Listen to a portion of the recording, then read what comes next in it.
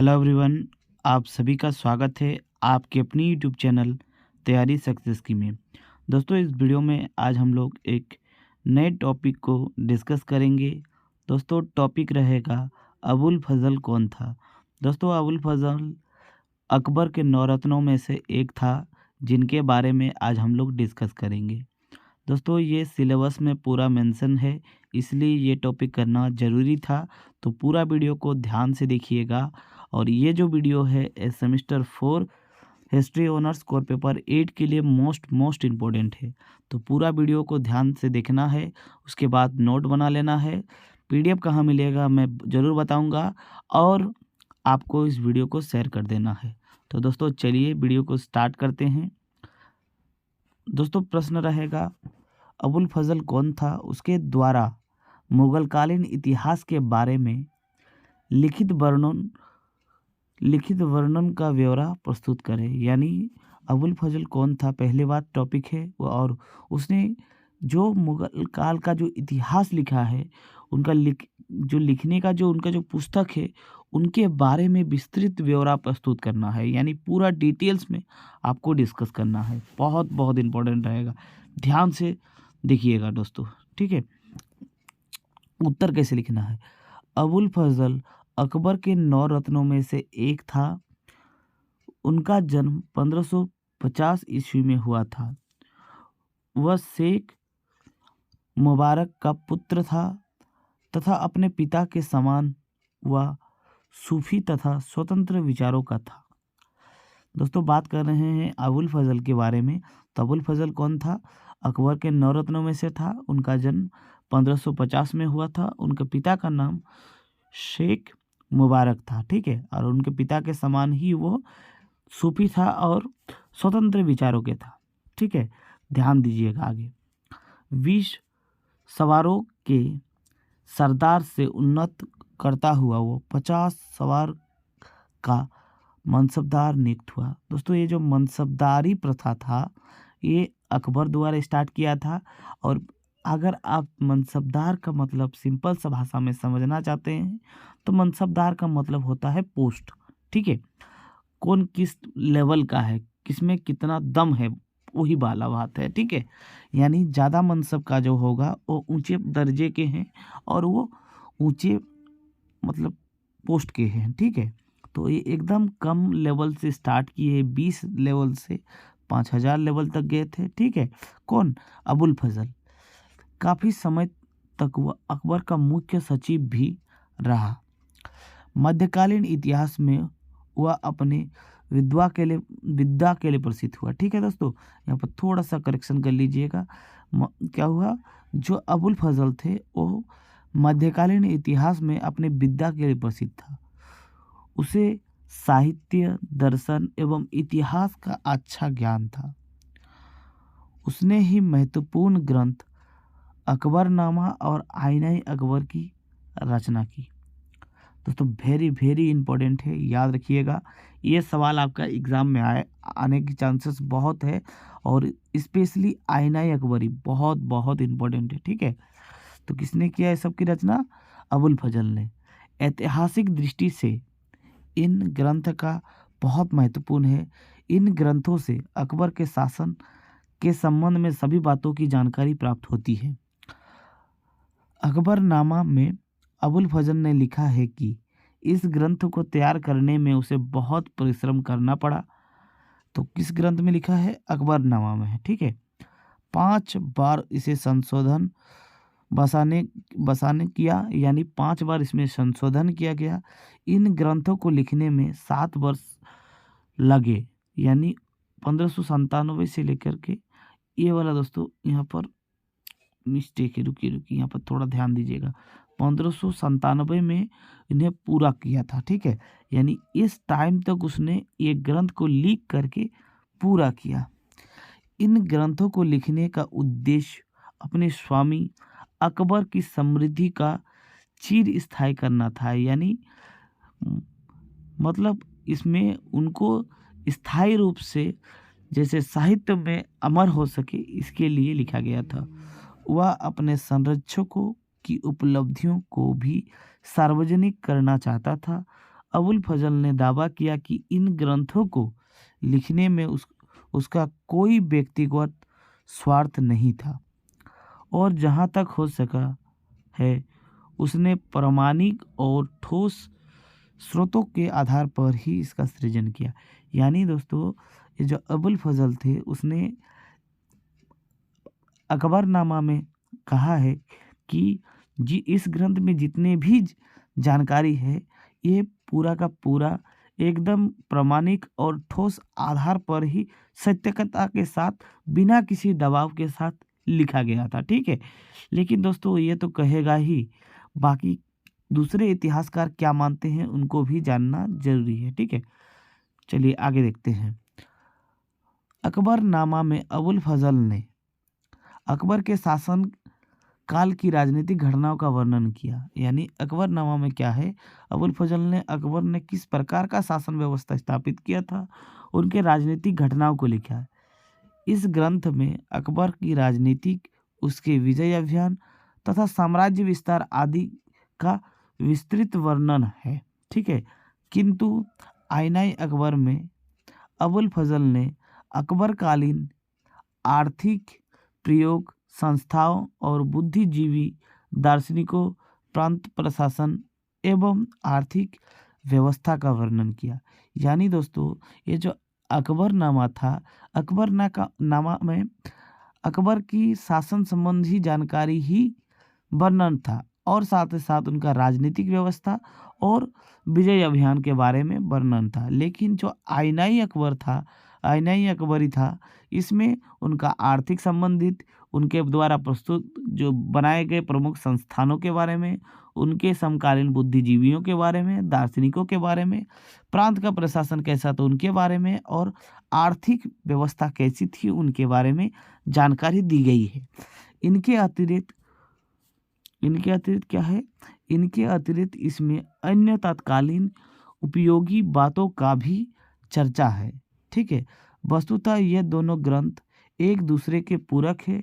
आईने अकबरी को अकबरनामा का अंतिम अध्याय कहा जा सकता है। यानी जो आईने अकबरी है, कहा जाता है कि वो अकबरनामा का ही अंतिम चैप्टर है, लेकिन दोनों का दोनों अलग अलग पुस्तक है। ठीक है, और दोनों के लेखक कौन है, अबुल फजल, याद रखना है आपको। ठीक है, नेक्स्ट दोस्तों, दो इतिहासकार है, यूरोपियन इतिहासकार इलियट और एल्फिस्टोन। ठीक है, उन्होंने क्या कहा है यहाँ पर समझिएगा, इसमें यहाँ पर ही आपको ट्विस्ट देखने को मिलेगा। जैसे यूरोपियन इतिहासकारों ने अबुल फजल को अकबर का प्रशंसक और जाटुकार कहा है। दोस्तों, इसका मतलब क्या है, चापलूसी करने वाला। ठीक है, चापलूसी करने वाला कहा है किसने, ये यूरोपियन इतिहासकार ने। उन्होंने उस पर आरोप लगाया कि उसने अकबर के संबंध में तथ्यों को बढ़ा चढ़ाकर गलत ढंग से लिखा है। ठीक है, तो दोस्तों कोई भी जो लिखता है वो थोड़ी ना अपने सम्राट के खिलाफ थोड़ी ना लिखेगा। ठीक है, और इसलिए दोस्तों ये जो यूरोपियन इतिहासकार है उसने ये जो अबुल फजल के बारे में क्या कहा है, प्रशंसक करने वाला और जाटुकार कहा है। ठीक है, याद रखिएगा, उन लोग ने आरोप लगाया है कि वो बढ़ा चढ़ा करके लिखा है। ठीक है, गलत ढंग से, और उसे अलौकिक शक्तियों का स्वामी बतलाया है। यह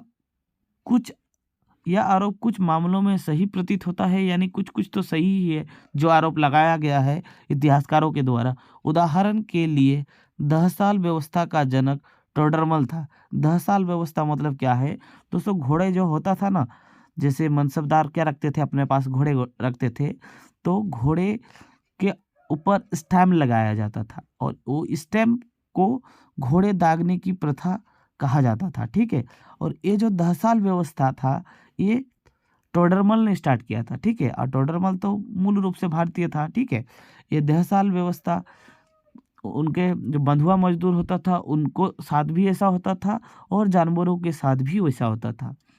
लेकिन ये वास्तव में ये जो व्यवस्था था ये टोडरमल ने स्टार्ट किया था। लेकिन अबुल फजल ने क्या कहा, अबुल फजल ने कहा था कि इस व्यवस्था के संस्थापक कौन है, अकबर है, जो मूल रूप से गलत है। इसलिए ये जो यूरोपियन इतिहासकार है इन लोगों का बात काफ़ी हद तक सही है। लेकिन अबुल फजल ने इसका वर्णन में इसका क्षेत्र अकबर को दिया है, यानी मतलब उनको यह दिया है, क्रेडिट दे दिया है। उस पर यह भी आरोप लगाया जाता है कि उसने अकबर के शासन का एक आदर्श चरित्र पर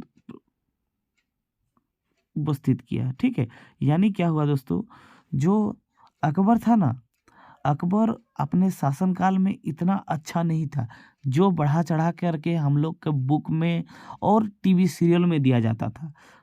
अकबर बहुत ही ज़्यादा क्रूर शासक था, ठीक है, और बहुत ही निर्दयतापूर्ण दूसरे के साम्राज्य का विस्तार करते थे और दूसरे के प्रति रवैया रखते थे। लेकिन आजकल के सीरियल और जो उनके मतलब क्या है साहित्यकार थे, उनके द्वारा लिखा गया पुस्तक के आधार पर के उनको क्या क्या बना दिया जाता है, उनको हीरो साबित कर दिया जाता है। ठीक है, आगे देखते हैं।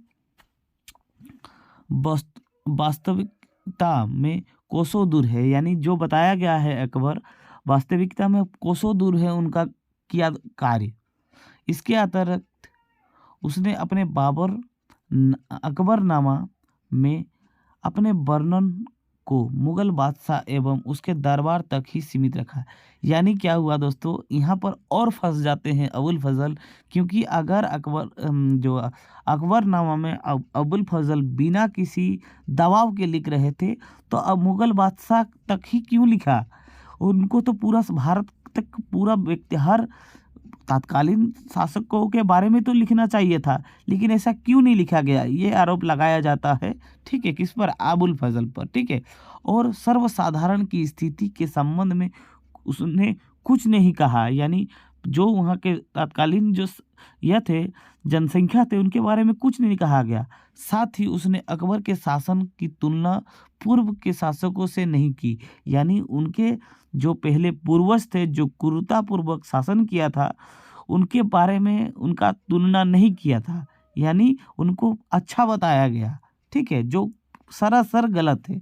ठीक है, आगे देखते हैं दोस्तों। अभी हम लोग निष्कर्ष में क्या लिखेंगे, किंतु उपयुक्त आलोचनाओं के बावजूद अकबरनामा एवं आईनाई अकबर अकबर काल की जानकारी का एक अत्यंत ही अमूल्य स्रोत है। यानी दोस्तों जितना भी आलोचना क्यों ना करें हम लोग आईनाई अकबरी और अकबरनामा का, लेकिन अकबर के शासनकाल का जानकारी देने वाला यही मात्र स्रोत है और इसका वर्णन उसके समकालीन जितने भी प्रामाणिक स्रोत मिले हैं ना, इससे सिद्ध होता है। इन ग्रंथों में दिए गए वर्णों का प्रामाणिकता अन्य स्रोतों से भी सिद्ध होता है, यानी उनके समकालीन जो भी और दूसरा पुस्तक लिखा है उनसे भी ये सिद्ध होता है कि जो अकबर नामा और अकबर काल का जो लिखा गया आईना अकबरी है जिसमें जो लिखा गया है वो सत्य है। ठीक है, अब ब्लैकमैन एक इतिहासकार है, उसने क्या कहा, भारत में मुसलमानों के इतिहासों की सबसे श्रृंखला में अबुल फजल के ग्रंथ निष्पक्ष एवं महत्तम रचना है। यानी ब्लैकमैन ने कहा है कि भारत में अब तक जितने भी मुसलमान शासकों ने शासन किया है उसमें अगर कोई भी सीरियल के हिसाब से लिखा है गया है, जो इतिहासकार लिखे हैं उसमें अबुल फजल का जो ग्रंथ है वो सबसे निष्पक्ष है और सबसे महत्वपूर्ण है। इस प्रकार यद्यपि अकबरनामा को वस्तुगत इतिहास और अबुल फजल को निष्पक्ष इतिहासकार नहीं कहा जा सकता है। यानी क्या है दोस्तों, जो अकबरनामा में लिखा गया है और जो अबुल फजल द्वारा लिखा गया है उसे एकदम पूरा निष्पक्ष नहीं कर सकते, यानी उन लोग के ऊपर एलिगेशन आरोप तो लगा ही है लेकिन कुछ हद तक सही भी है। ठीक है, तथापि अकबरनामा अकबर के युग का अत्यंत ही विश्वसनीय चित्रण और उस युग के इतिहास का एक प्रामाणिक एवं ठोस कास्ट भी है।